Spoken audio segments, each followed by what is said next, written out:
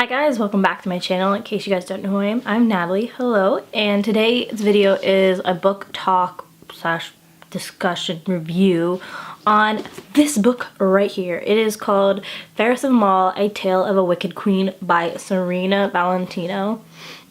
And it is about the evil queen from Snow White and her story taken on a different perspective.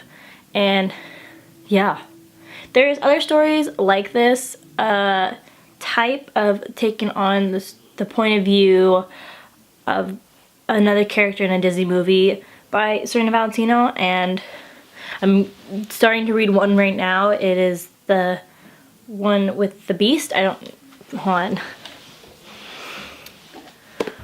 It is called The Beast Within, A Tale of Beauty's Prince. And that is the book I'm currently reading right now. I should be finished by the end of tonight, and I'll do a review on that one. So, yeah. First of all, I'm going to talk about the book and what I thought about it, and then I'll let you guys know when spoilers are about to happen. So, in case you guys don't want to hear about the spoilers, I'll let you know. The reason I picked this book out was because of the cover, and I thought it was interesting because I don't see a lot of stories about the Disney villain or other characters that are like side characters, not the main character like Snow White.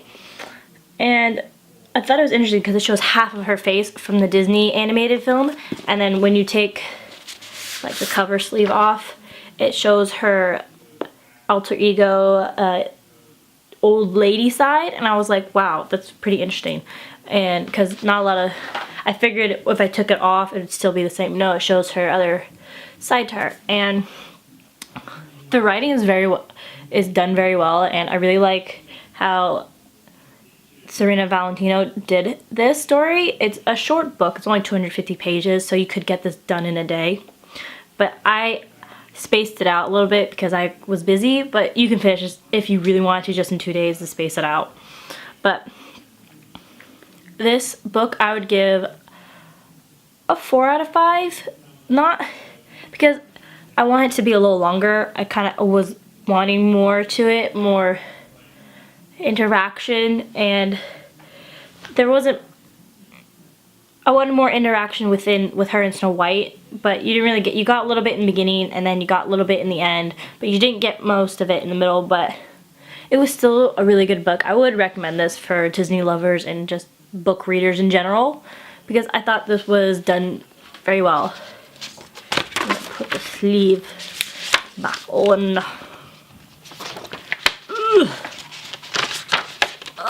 Difficult. Okay, I'm gonna give you the little summary of the book here for those who've never read it, and it's not really a spoiler, it's just literally tells you right here what it is. And it says, the tale of a young Princess Snow White and her evil stepmother, the Wicked Queen, is widely known. Despite a few variations from telling to telling, the story remains the same. The queen was jealous of the girl's beauty, and this jealousy accumulated in the queen's attempt on the sweet, naive girl's life. I apologize if certain words I cannot pronounce. It's just how I am. Another tale, far less often spoken of, is the one that explains what caused the queen to become so contemptuously vile. Still, some have attempted to guess at the reason. Perhaps the queen's true nature was that of a wicked hag, and her beautiful regal appearance a disguise used to fool the king. Others claim that the queen might have hated the girl for her resemblance to the king's first wife.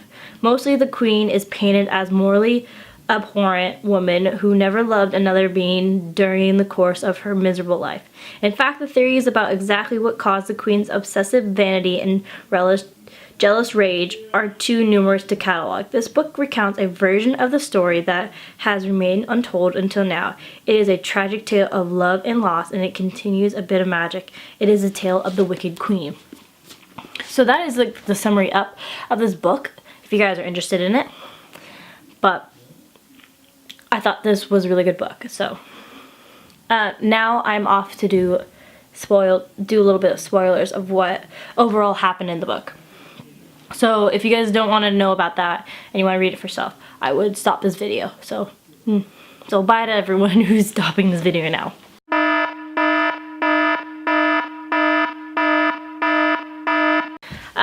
For those who are continuing on, well, this is what happened. So, in the beginning of the book, it starts off with the queen, her, obviously. She doesn't have a name, she's just called Queen throughout the book. And it starts off at her wedding with the king, Snow White's father, who also does not have a name, just the king. And Snow White's 4, and then there's Verona, the maid to the queen, sort of like best friend sister to her. And it talks about how she was insecure, it seems. She didn't really believe the king was interested in her, but over time she fell in love with him, he fell in love with her, and now she's stepmother to Snow White, and she cares about Snow White as if it's her own daughter. She never had kids. Her dad was dead. He is the mirror maker, the queen's father, and her mother died giving birth to her. She did a tribute on a tree somewhere for her father, with all the mirrors hung up and everything. And then there's the king's brother or uncle Marcus, and he is a dragon slayer, and Snow White loves that. And he has Uncle Marcus is the one who has the huntsman. And it goes over a couple of stories, and she gets his mirror. And she knows his mirror done from her dad because he was the mirror maker. The king gives it to her, and one night, because the king is off on a journey to fight and battle and protect the land against others, she gets the mirror and it's put on the wall, and she all of a sudden hears a noise, and she turns around and she sees a man in the mirror, and she thinks someone's in the room or that there's someone around. She looks around and she knows no one's there and someone's in the mirror, and then she's like, oh my god, and the mirror, she freaks out and hits the mirror and it breaks. So they get rid of it, and she thought she was hallucinating, she's freaking out, so she didn't tell anyone. So her and Snow White go to this apple blossom festival, and she retells the story of this little girl who was in this apple blossom forest. Oh, sorry, my hand hurts from holding it. In this apple blossom forest, and how she lived and how this forest survived because this forest wanted her, the girl lived, so she grew off apples and everything, and it grew and it never died the whole winter. And she's with, because they're trying to make the best of it. The reason why they're at the festival is to make everything happy and not be depressed that the king is not there. Then she gets a letter at the festival that the king's coming, and she's a little upset that she didn't have time to prepare, but she does, and everything's good. And when they're back in the castle, they have their dinner with the king and everything's happy. The queen is regifted the mirror fixed up that she broke from the king, and she's freaking out. She's like, oh my god. And then the king tells her that she's leaving, and she tells him that she saw a man's face in the mirror, and he looks at it and he's like, no, there's nothing there. So as he leaves again, she puts a cloth over his face, over the mirror, so she doesn't have to see it. And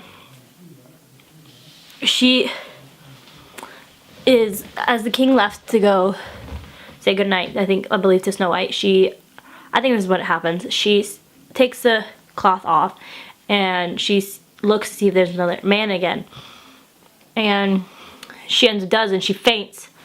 And her father, her dead father, is in the mirror.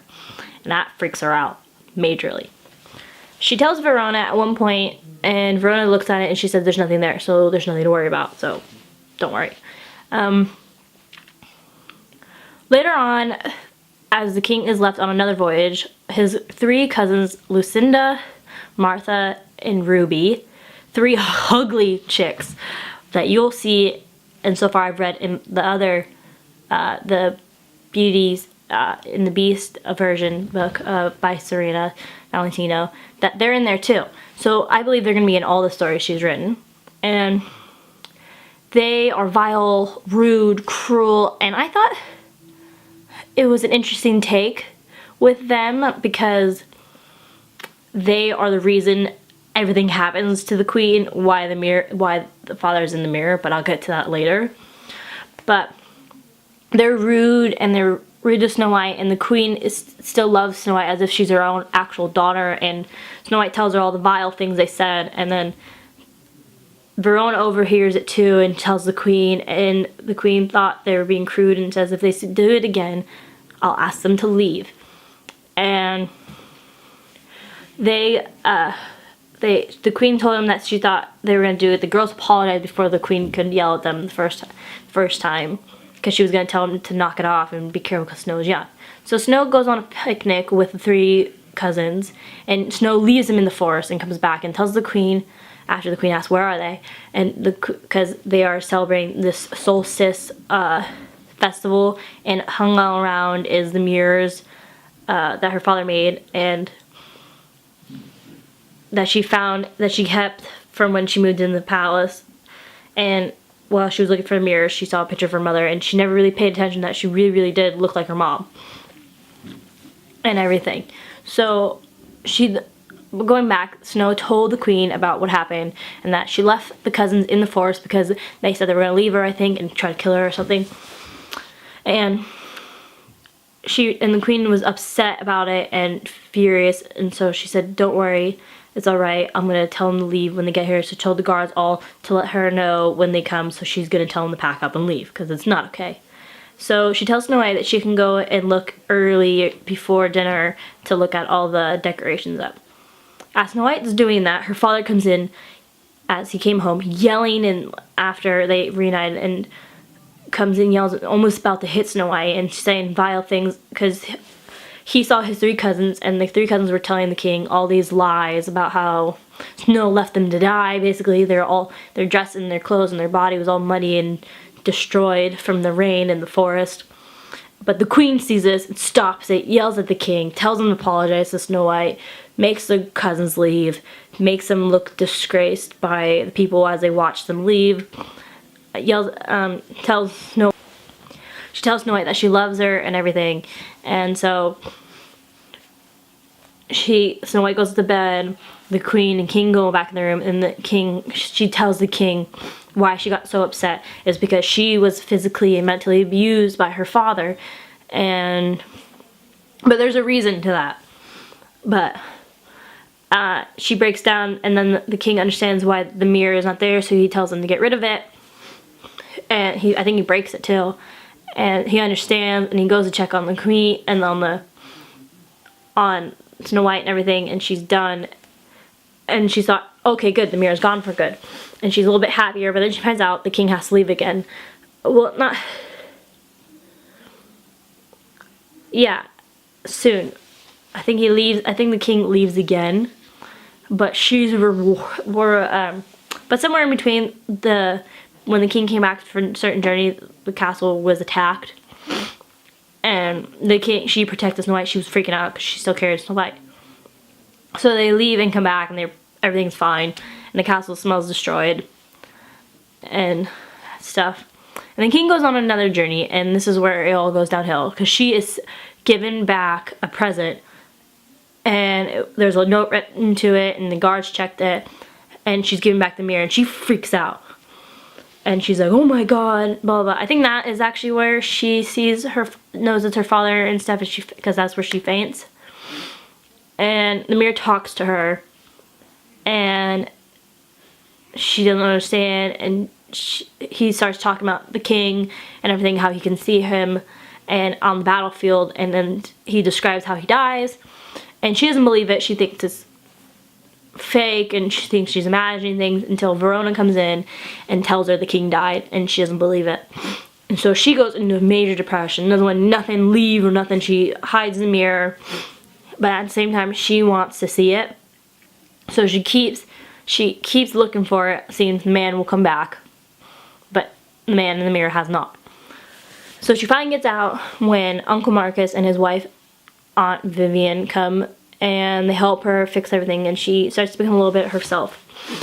But then the 3 cousins come, and they go, I hope you're okay with us being here all of a sudden. And they are the ones who said, oh, I hope you liked our gift in the mirror and everything, and that they left another gift in the dungeon.